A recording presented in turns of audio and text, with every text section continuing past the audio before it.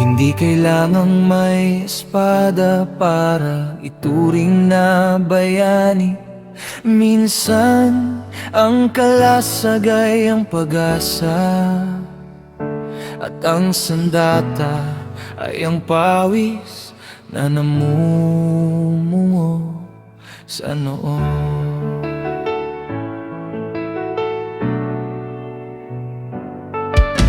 Pagdilat ng mata, liwanag ay di paganap. Hinihila ang katawan mula sa banig ng pangarap. Kape na matabang, pandesal na matigas, sapat na panggatong sa buhay na tila walang bukas. Sa bawat hakbang palabas ng aming pinto, sinasalubong ang usok, ang ingay, ang hinto. Bit-bit ang bigat ng mundong mapangapi, ngunit ang puso ko'y bakal di basta nababalik.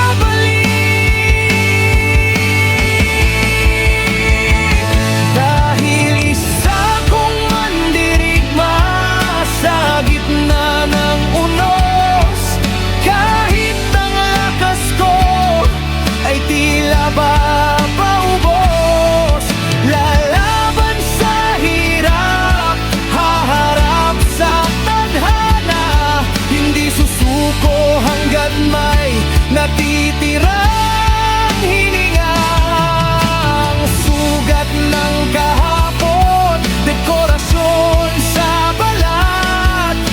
Patunay na ang labang ito'y sapat at nararapat.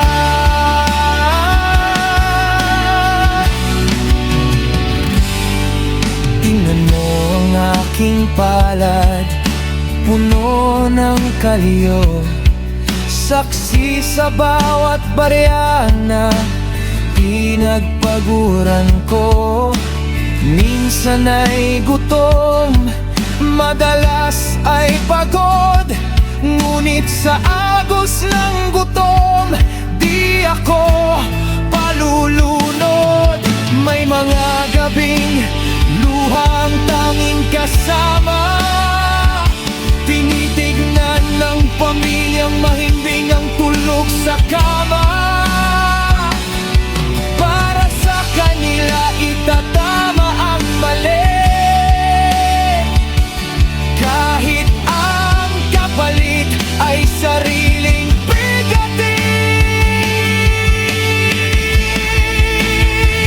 Dahil isa kong mandirigma sa gitna ng unos, kahit ang lakas ko ay tila ba paubos.